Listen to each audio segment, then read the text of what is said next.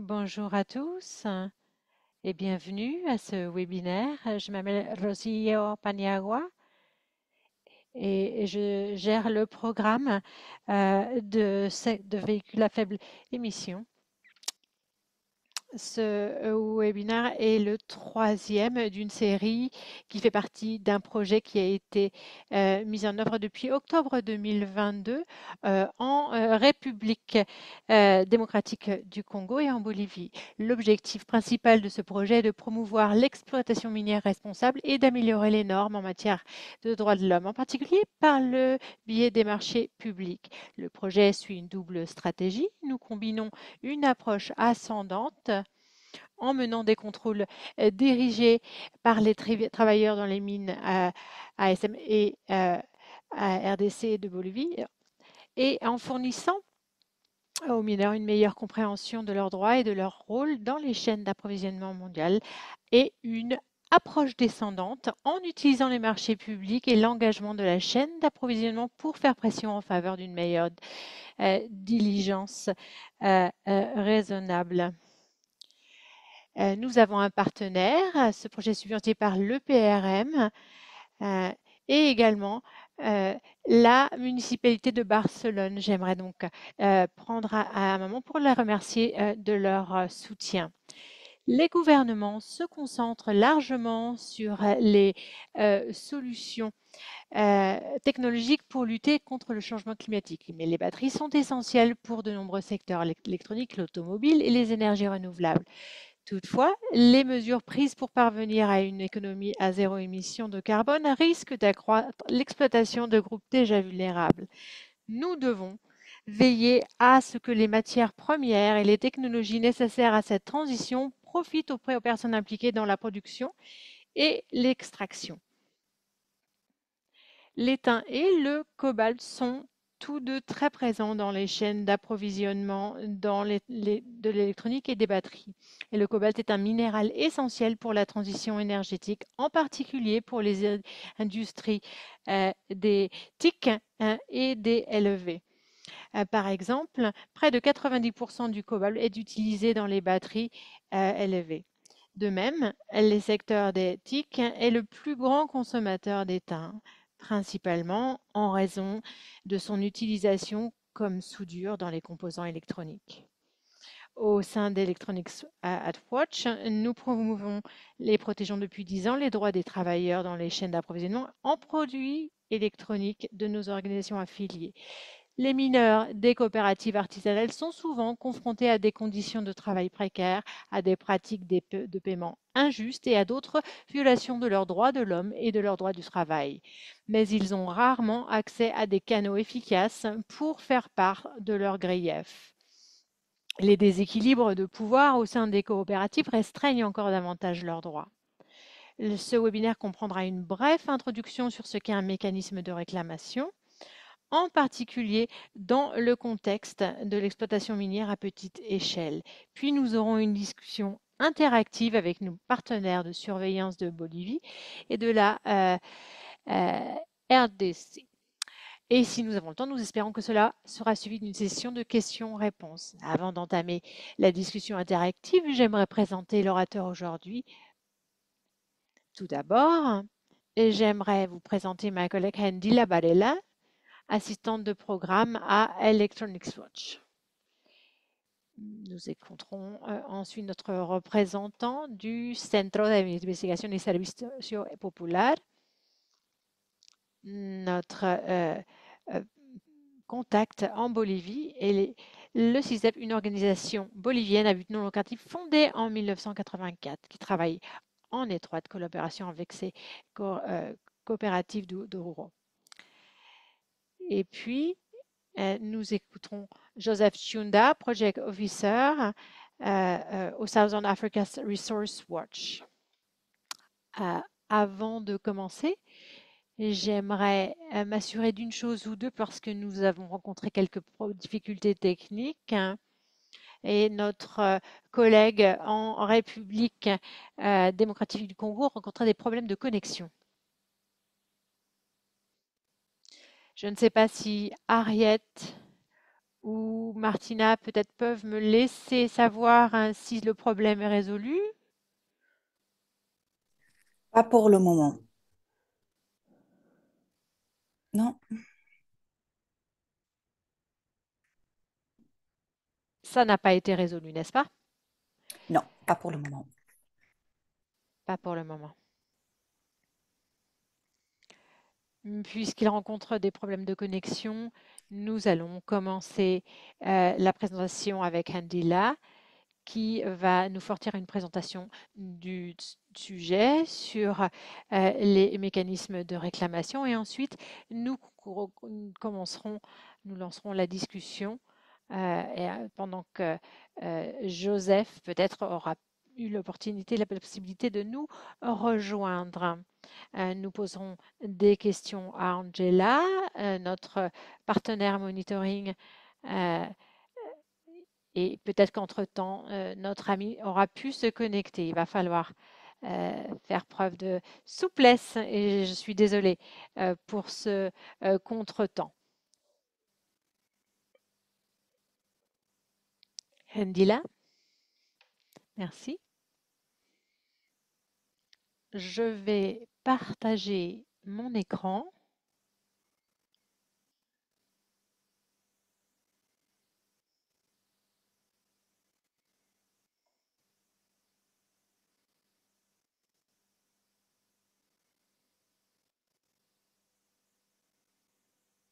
Merci, Rosillo. Bon après-midi, bonjour à ceux pour qui c'est le matin. Je vais vous tenter de vous fournir un petit peu de contexte par rapport à ces mécanismes de réclamation. Excusez-moi. Donc, comme Rosillo le mentionnait, c'est une association qui est née en 2022.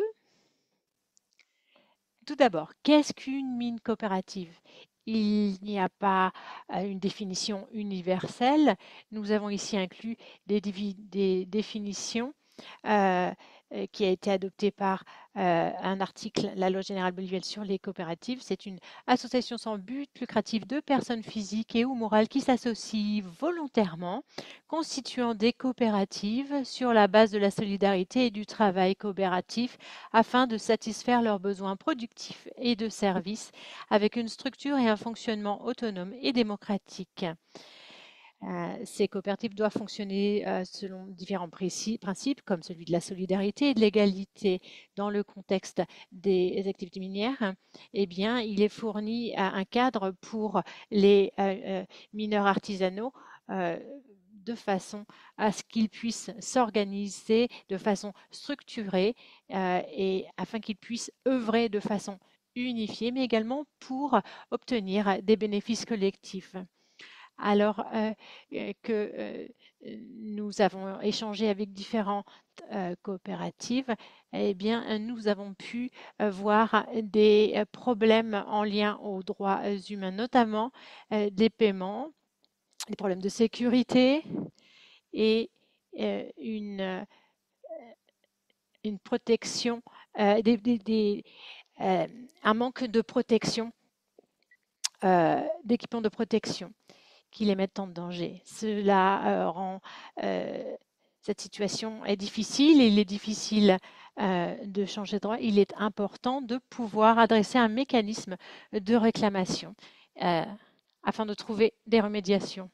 Si c'est un droit international reconnu dans plusieurs euh, instances, y compris dans les différentes agences, eh bien, cela représente un pilier essentiel. Et à cet égard, hein, nous avons pu obtenir un cadre clair où les fournisseurs et les droits des travailleurs peuvent être, auxquels on peut apporter une réponse. Ces informations sont disponibles sur notre page web. Il existe des mécanismes et nous souhaitons les renforcer. Et l'idée est de renforcer l'importance d'avoir accès pour ces travailleurs à ces différents mécanismes. Par rapport aux coopératives minières, des mécanismes établis de manière interne ou externe pourraient fournir des moyens de faire porter leur voix. Et qu'est-ce que c'est exactement un mécanisme de réclamation? Eh bien, c'est utilisé de façon étatique ou non étatique, juridique ou non juridique, et elles servent à trouver les moyens de remédiation. Pour qu'il soit efficace, eh bien, il doit correspondre à une série de critères. C'est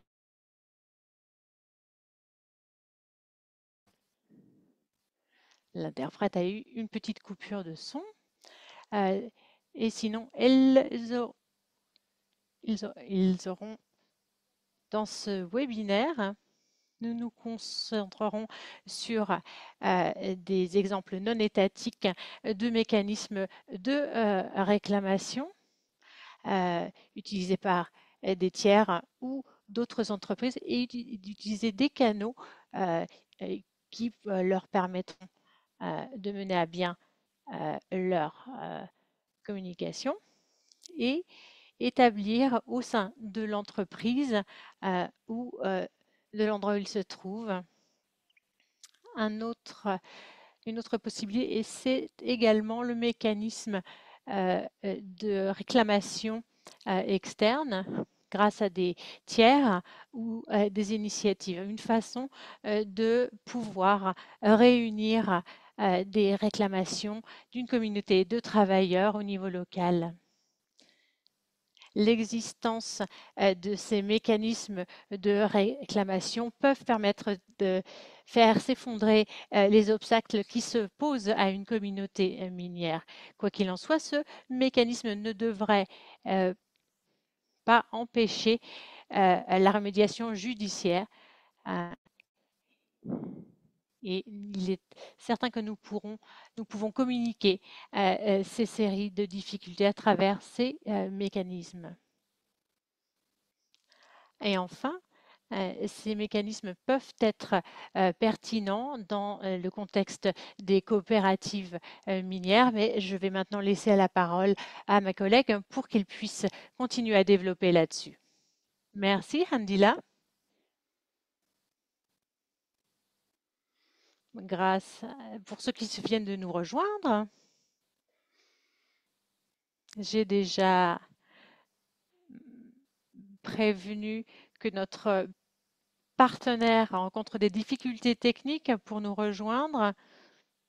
Je crois donc que nous allons nous organiser un peu différemment et je vais poser les questions seulement à Angela pour commencer, également à notre partenaire de monitoring de CISEP en Bolivie. Et s'il nous reste encore du temps, eh bien, on rajoutera quelques autres questions. Je suis désolée pour les problèmes techniques que nous rencontrons. Angela? Tout d'abord, j'aimerais commencer par une question. À votre avis, pourquoi est-ce que c'est important pour les coopératives minières d'avoir de tels mécanismes de réclamation?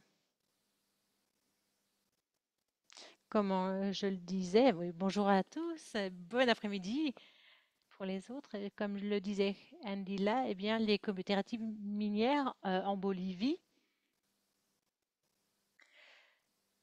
c'est une forme d'organisation. Et, et même s'ils s'organisent de manière conjointe, chacun d'eux travaille de manière quasiment comme une activité d'auto-entreprise. Chacun a un revenu selon la quantité de production. S'il produit plus, eh bien son revenu est plus élevé. Ainsi, il peut exister des conflits internes au sein de la coopérative ou des problèmes externes avec les personnes à qui ils vendent les produits miniers. Et cela peut arriver à causer des problèmes internes et susciter des conflits. Et c'est pour cela qu'on parlait de cette façon de s'adresser à des tiers de façon externe. Et je crois que c'est nécessaire parce que cela aide à résoudre les problèmes. Alors qu'il y a beaucoup de différences de développement entre les différentes coopératives, eh bien moi je crois que la force de ces coopératives prend pour origine ce potentiel de s'unir. C'est important. Il est important ce mécanisme pour pouvoir gérer à travers cette force organisatrice les conflits internes comme les problèmes qui peuvent se jouer en externe. On peut les gérer des deux façons, en interne ou en externe, en créant des facteurs communs, chercher des solutions communes.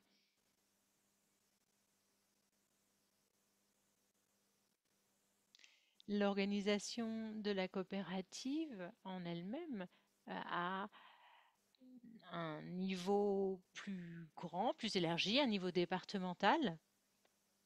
Et il y a un niveau encore au-dessus qui sert de parapluie pour toutes ces coopératives, qui est de la Fédération nationale. Donc chaque organe peut, d'une certaine manière, euh, avoir une voix et plus de pouvoir. Et un des mécanismes qui pourrait servir à systématiser ces facteurs communs lors de conflits entre miniers pourrait venir t'aider cet organisme, l'organisme superviseur, l'organisme à l'échelon du dessus, à résoudre ces problèmes. Merci beaucoup, Ancola. Effectivement, je crois que ce serait peut-être utile pour chacun de comprendre quels sont les défis et les opportunités de ces coopératives et de ces mineurs lorsqu'ils entrent dans un mécanisme de réclamation.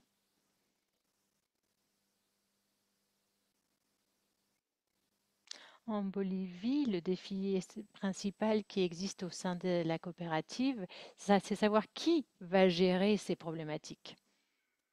Et le conflit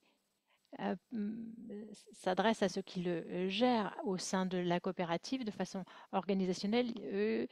Il y a une élection qui se tient de manière annuelle et donc un mandat d'1 an avec différents portefeuilles qui contiennent à peu près 10 personnes selon la taille de la coopérative. Et ces personnes doivent régler les conflits au sein de la coopérative. Donc c'est un défi. Et il faut faire des suggestions brèves, ce qui ne permet pas toujours, leur permet pas toujours d'avoir l'expérience pour comprendre les tenants et les aboutissants.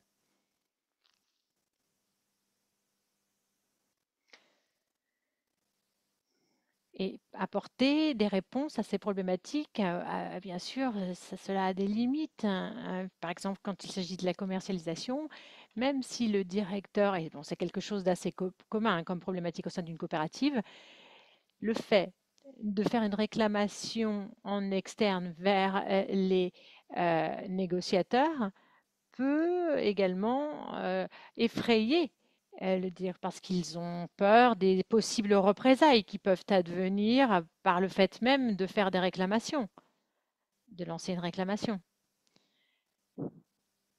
En ce sens, c'est un défi pour ces directorats parce que ils souhaitent améliorer la coopérative. Ils ont ce désir, cette volonté, mais ils ont des limites, notamment lorsqu'il s'agit de la commercialisation de ces minerais. Il y a également un autre défi que nous avons pu observer, c'est le changement d'habitude des partenaires. On sait qu'il existe, on sait comment ces réclamations arrivent, en général de façon verbale, et bien sûr, cela a ses limites parce qu'on peut prêter une oreille, on peut les écouter, mais les partenaires ont parfois du mal à à organiser un suivi. Et parfois, le partenaire est de bonne volonté ou non.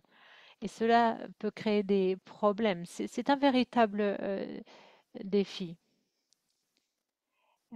Nous sommes en train de présenter un mécanisme de réclamation formelle qui se fait par écrit, mais le niveau d'éducation des mineurs est n'est pas suffisant pour pouvoir s'exprimer à l'écrit de façon concise et expliciter la problématique dans laquelle il se trouve. Donc ça, c'est quelque chose qui a des limites. Merci beaucoup, Angela. Ma collègue m'a dit que Joseph a pu nous rejoindre. Nous allons pouvoir et je crois qu'il s'est connecté par son téléphone portable, donc je vais peut-être lui adresser les prochaines questions et voir comment cela peut fonctionner. Joseph, vous êtes avec nous?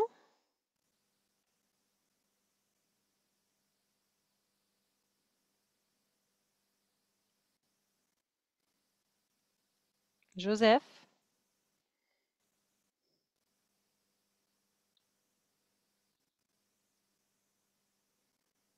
pouvez-vous nous entendre? Je crois qu'il n'a pas pu nous rejoindre.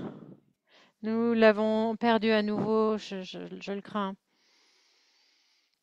Bien, Angela, je crois que je vais vous poser aussi la prochaine question à vous.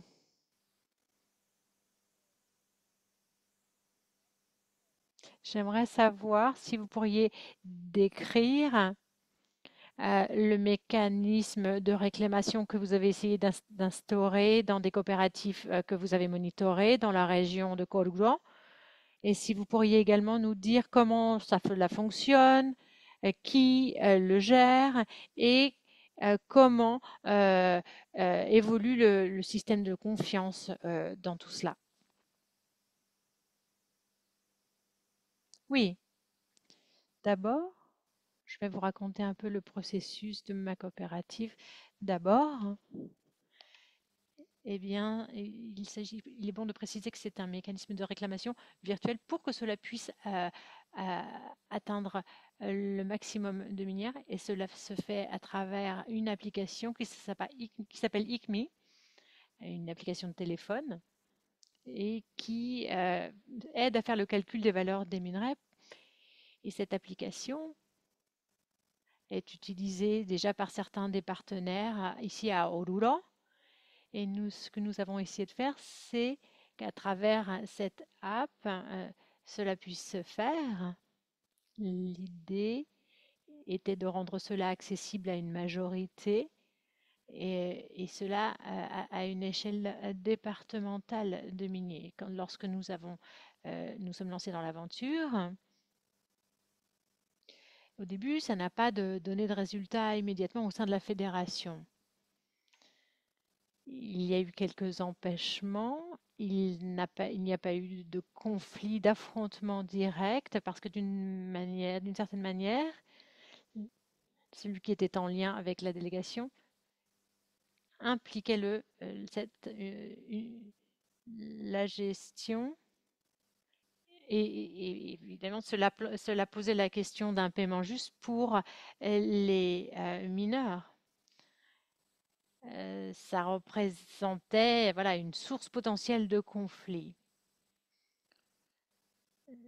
Nous avons donc recommencé à travailler ce mécanisme de façon directe avec les coopératives. Les conditions sont différentes pour chaque. Il y a un processus qui est un peu plus avancé que les autres, pardon. Mais pour l'instant, le point commun, c'est que chacun a un responsable de ce mécanisme de réclamation, le secrétaire général de la coopérative. Et ce dernier contrôle le répertoire. Dans une des coopératives, nous avons pu avancer un peu le travail et nous avons réussi à mettre en œuvre une boîte aux lettres des réclamations. Nous avons été patients pour voir s'il y avait des réclamations qui étaient postées.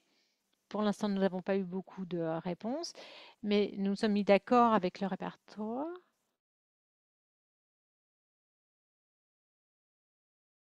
Tant plus. Et malheureusement, ce n'est pas toujours dans toutes les coopératives qu'il existe un secrétariat et qui aide les gens à lancer leurs réclamations, notamment dans la formulation de ces problématiques. Il y a finalement eu peu de temps de mise en œuvre. Et je crois qu'il faudra continuer durant les rencontres, durant les assemblées générales, de parler de l'importance, de l'utilité de ces mécanismes de réclamation. Et il faut essayer de continuer à promouvoir ces mécanismes au long cours, je dirais. Merci beaucoup, Angela. Je crois que c'est important. Souvenez-vous, quand on a discuté, préparé ce webinaire, on a parlé de cet aspect culturel et vous disiez que voilà, il y a certains mineurs, pardon, qui attendaient de voir si les autres lançaient des réclamations avant de se positionner. Et également, il y a un aspect culturel. Tout le monde n'est pas forcément habitué, familier avec et à l'aise avec le fait d'utiliser ces mécanismes de réclamation.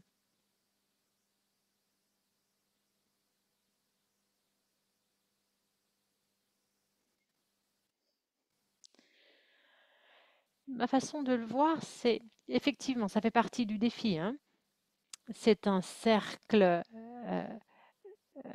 fermé et tous les partenaires se connaissent, bien entendu. Si quelqu'un lance une réclamation, eh bien, cela va se voir. Tous les associés le verront. Et c'est là que l'aspect culturel peut, d'une certaine manière, limiter. Il il y a une première fois et ce n'est pas toujours facile, mais je crois qu'une fois que le premier se sera lancé, eh bien, les gens pourront se rendre compte que c'est faisable et pourront se lancer à leur tour. Même s'il y aura probablement des critiques, hein, je crois que au final, ils pourront ensuite se sentir euh, euh, de lancer à leur tour une réclamation. Merci.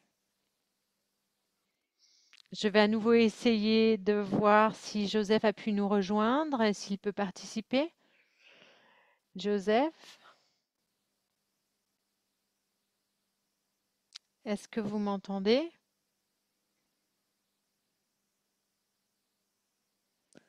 Josia? Je vais peut-être lui demander en français.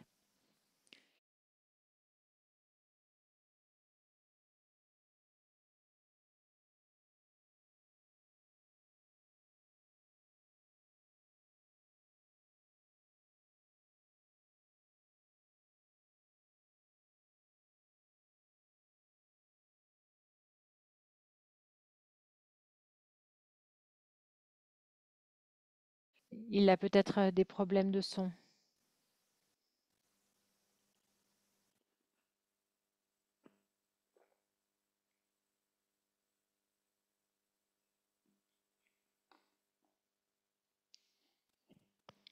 Très bien. Je ne sais pas, Handila. Je ne vous entends pas. Je vais continuer avec, dans- avec la discussion avec Angela. Peut-être pourriez-vous nous dire ce que vous avez appris de ce processus?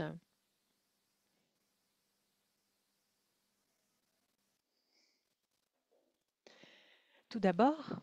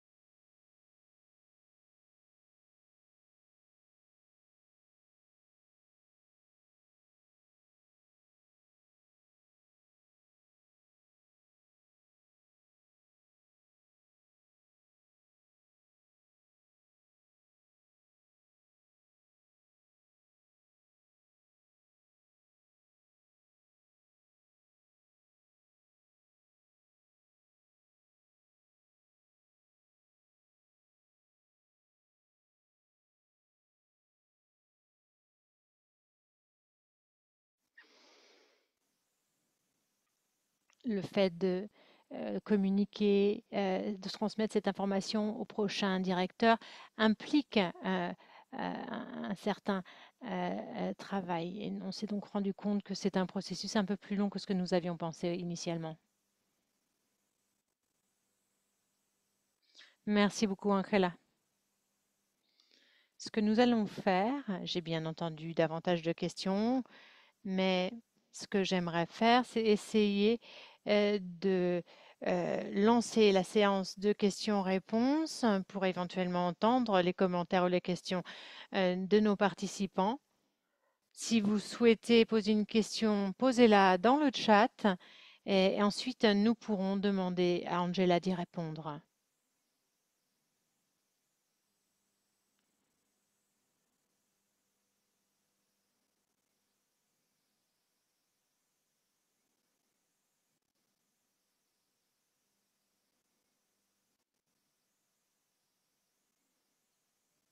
Vous pouvez bien sûr les écrire en français, en anglais ou en espagnol.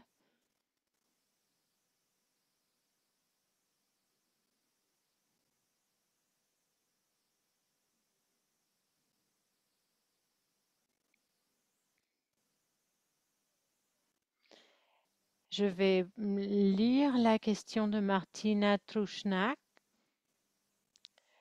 Elle demande si on peut fournir des exemples de plaintes qui sont arrivées et de la manière dont on de répondre à ces plaintes et bien sûr quelle partie prenante cela implique. Comme on l'a expliqué, eh bien, le temps de développement était assez court et on n'a pas encore reçu de réclamation formelle.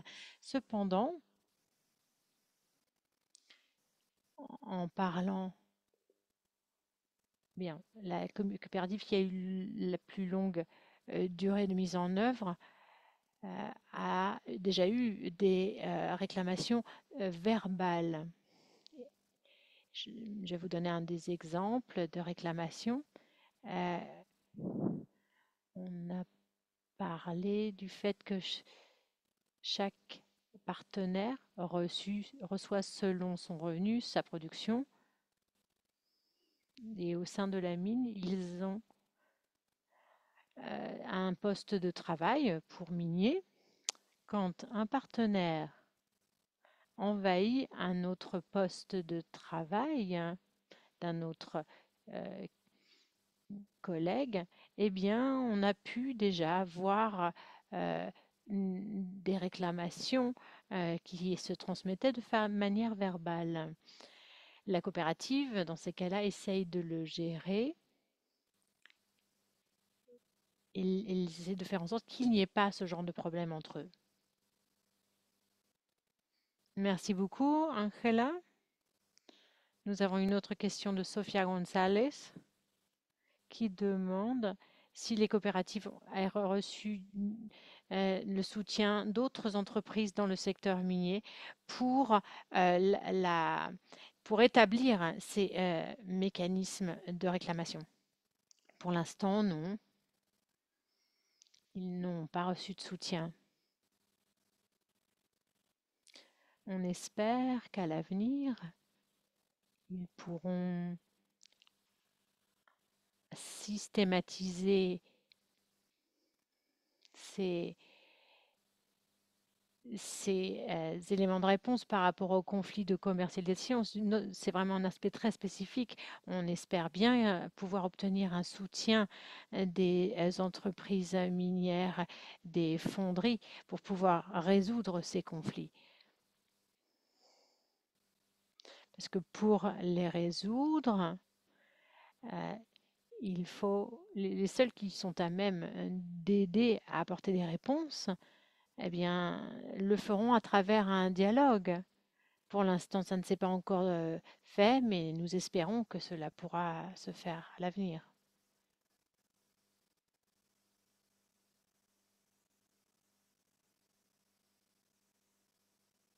Merci beaucoup. Il y a une question de Berthe Cortois. Merci pour cette discussion intéressante. La question tourne autour du fait de savoir si les communautés où les mines se trouvent sont également impliquées dans ces mécanismes de réclamation. C'est intéressant. En réalité, là où nous nous trouvons, beaucoup de la communauté s'implique et s'engage dans la coopérative. Mais de façon directe, ils ne sont pour l'instant pas impliqués dans les mécanismes de réclamation. La communauté a d'autres instances de réclamation et la coopérative en a une autre. Même s'ils sont proches et qu'ils coordonnent la communauté et la coopérative, ils ne sont pas directement liés. Merci beaucoup, Angela. Désolée, je vais essayer à nouveau de voir si Joseph est avec nous. J'aimerais qu'on puisse l'entendre. Est-ce que vous nous entendez?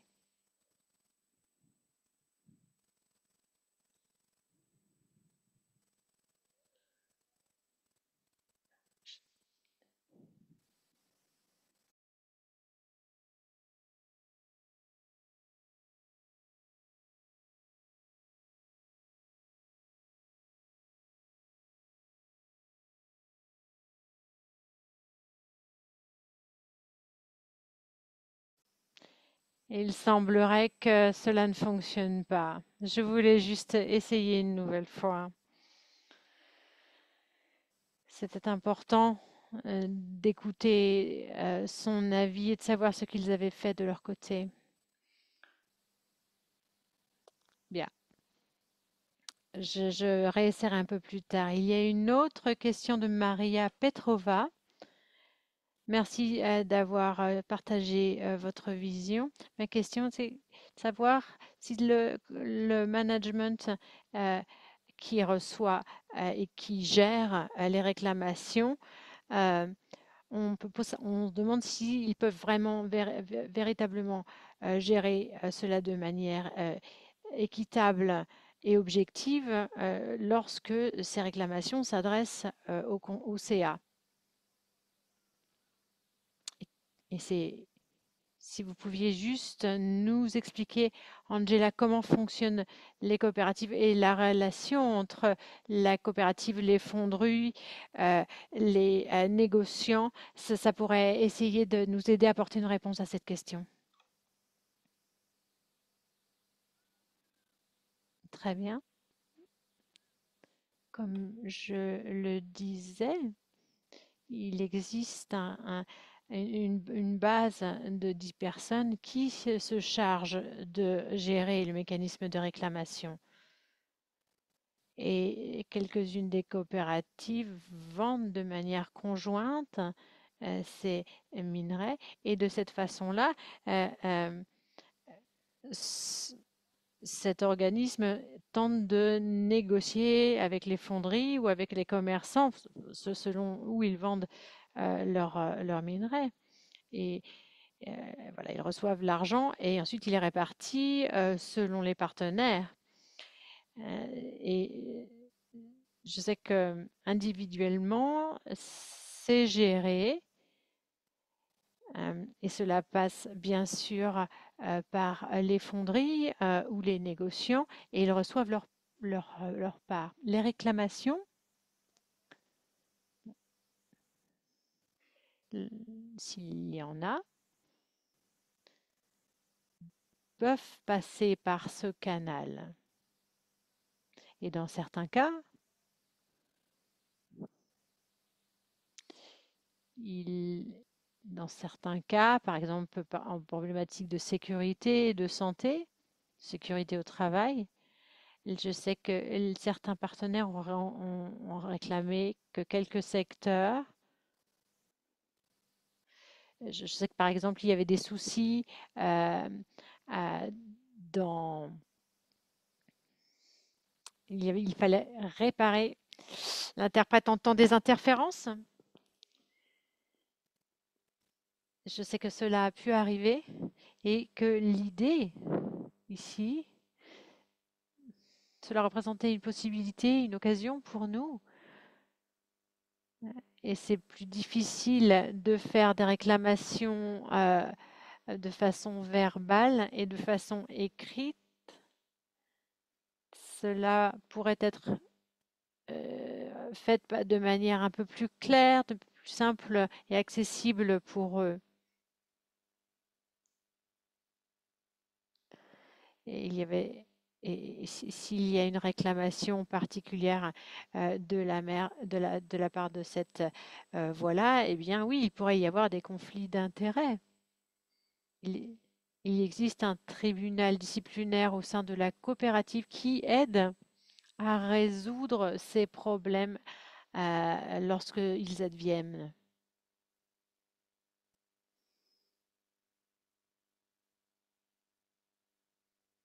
Merci beaucoup, Angela.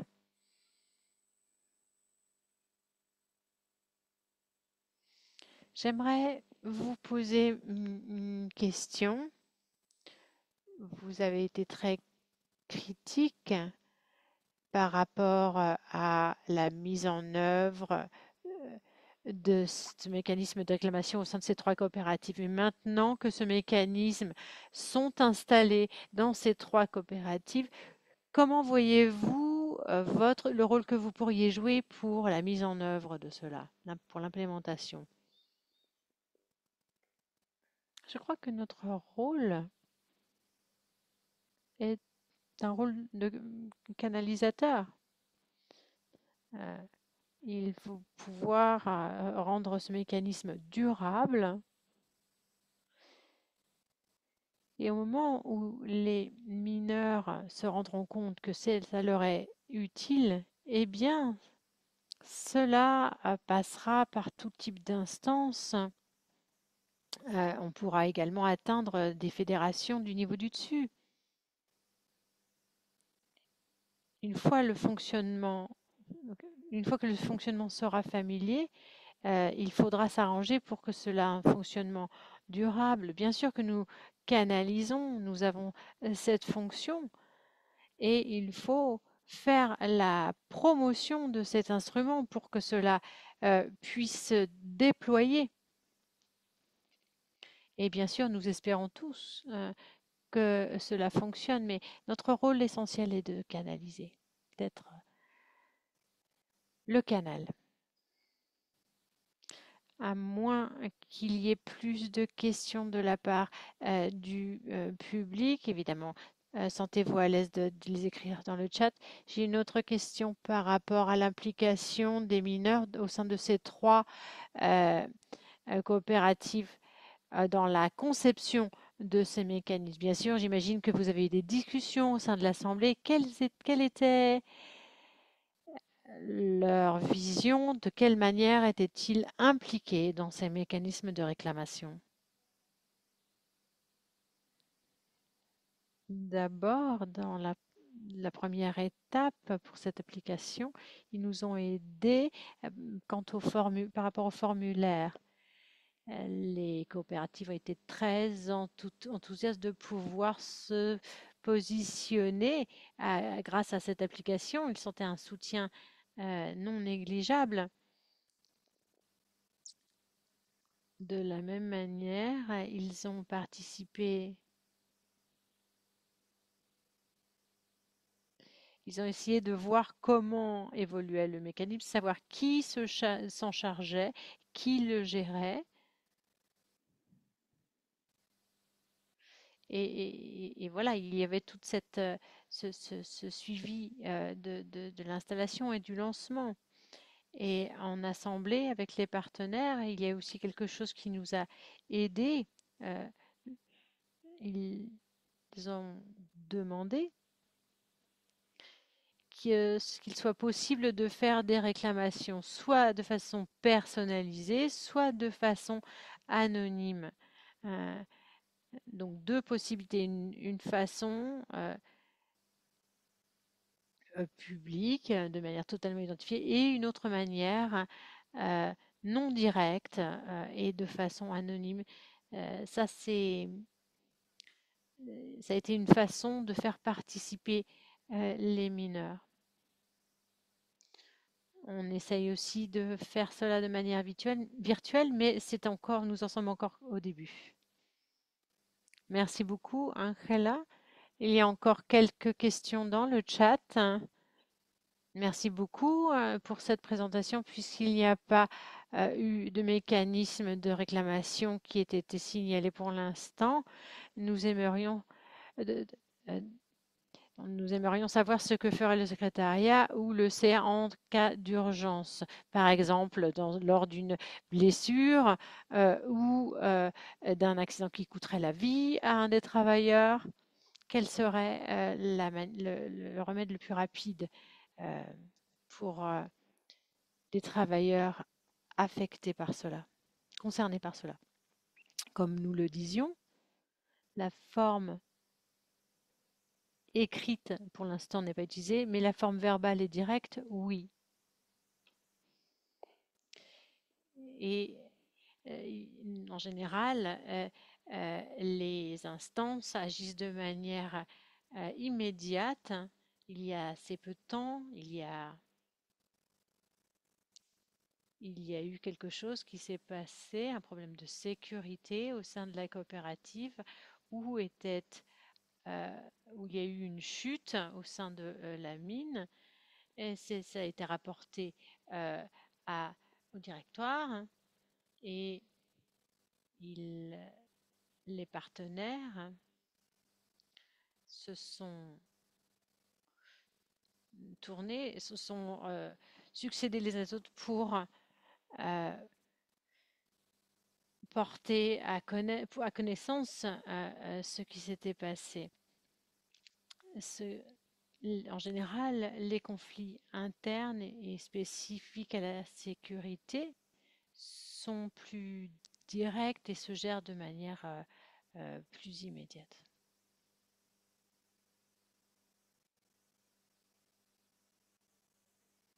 Nous avons une autre question de Bart Courtois. Est-ce que le mécanisme de réclamation est aussi utilisable pour des mines artisanales non coopératives? Est-ce que cela pourrait être utilisé pour ces plus grands formats? J'ai aussi posé une question. Je crois qu'elle a été sautée. Oh, je suis désolée. Je vais y revenir très rapidement. Merci beaucoup pour cette présentation.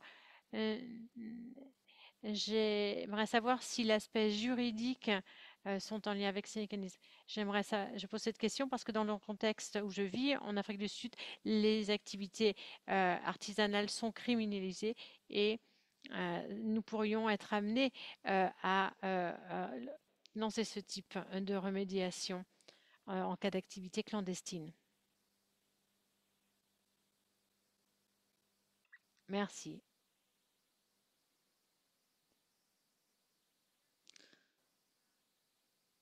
En Bolivie, on n'a pas ce genre de situation. Les coopératives sont tout à fait légales et fonctionnent de manière tout à fait légale. Donc c'est difficile pour moi de répondre à cette question. Je n'ai pas rencontré ce genre de cas. Toutes les coopératives avec lesquelles nous travaillons font cela de manière tout à fait légale. Chacune a son propre fonctionnement. Il y en a qui travaillent plutôt en intérieur des mines ou à l'extérieur de celles-ci. Et la forme juridique est tout à fait soutenue. Tout le monde travaille de manière légale. Merci, Angela. Je vois qu'il y a une autre question que j'avais arrêtée de Cécilia Matea. J'aimerais entendre parler de la confiance dans ce système de réclamation.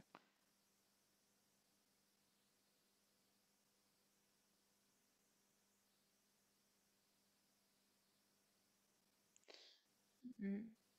Mais c'est exactement ce qui est difficile à obtenir et c'est ce qui fait que le mécanisme fonctionne. C'est essentiel qu'il y ait euh, cette confiance, hein, ce principe de confiance. Certains des conflits sont en lien avec des instances supérieures qui, si elles se sentent menacées, n'apportent pas de réponse à ces réclamations. Il est important que les partenariats puissent faire un suivi de ces réclamations et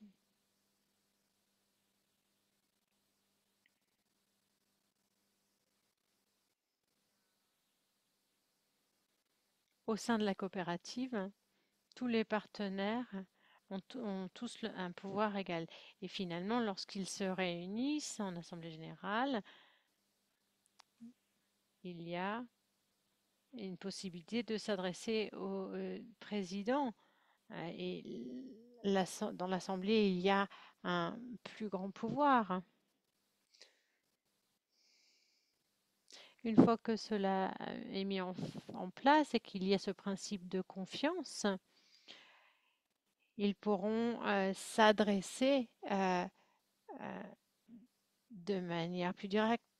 Mais pour l'instant, le problème essentiel qui peut être géré, notamment lorsqu'il y a des problèmes en externe avec les commerciaux,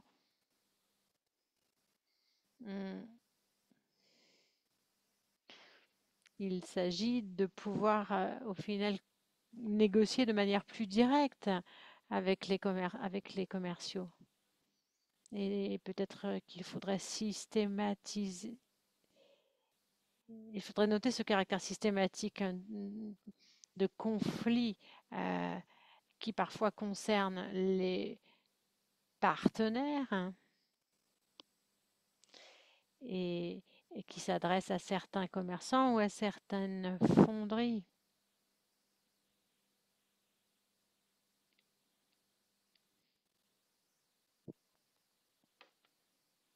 Je crois que nous pouvons peut-être reprendre la prochaine question du chat. J'aimerais savoir s'il est... Ici, j'imagine qu'ici, on parle d'entreprises à grande échelle et bien sûr, selon votre expérience en Bolivie. Est-ce qu'on peut essayer de... Est-ce que ces mécanismes de réclamation sont utilisables? Je pense que voilà, la manière de fonctionner qu'on a, c'est toujours en coopératif. Et bien sûr, nous avons vu des coopératives à plus grande échelle et on sait qu'il y a des mines qui ne sont pas ne fonctionne pas en coopérative. Donc, je crois qu'effectivement, elle pourrait être utilisée et mise en place là-bas aussi, puisque ces conflits sont communs, sont structurels au contexte minier. Alors, il me semble que ça pourrait être utile, effectivement.